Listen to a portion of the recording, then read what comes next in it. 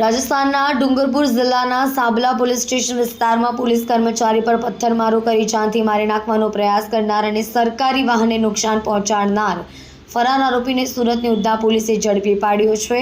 રાજસ્થાન પોલીસે 5,000નું ઇનામ જાહેર કર્યું હતું।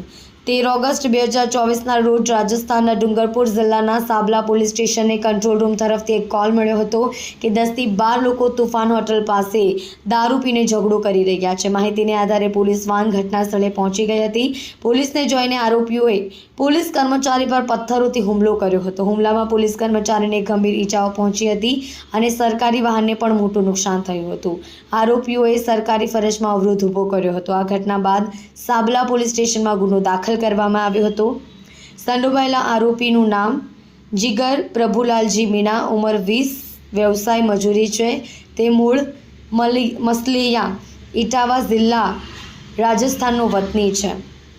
જો કે છેલ્લા કેટલાય સમયથી તે સુરતમાં ઉધનાના પારસી કમ્પાઉન્ડમાં ઘર નંબર 12માં રહેતો હતો અને એક સોલાર કંપનીમાં વર્કર તરીકે કામ કરતો હતો। રાજસ્થાનમાં ગુનો કર્યા બાદ તે ફરાર થઈ ગયો હતો અને સુરતમાં છુપાયેલો હતો। રાજસ્થાન પોલીસે તેની ધરપકડ માટે 5,000નું ઇનામ પણ જાહેર કર્યું હતું। આ બાતમીને આધારે ઉધના પોલીસ સ્ટેશનની ટીમે કાર્યવાહી કરી જીગર મીણાને ઝડપી પાડ્યો હતો। આરોપીની ધરપકડ બાદ તેને કાયદેસરની કાર્યવાહી માટે રાજસ્થાન પોલીસને સોંપવામાં આવ્યો છે। ધવલભાઈ ધાનાણી સાથે જોતા રહો ન્યૂઝ 9 ગુજરાતી।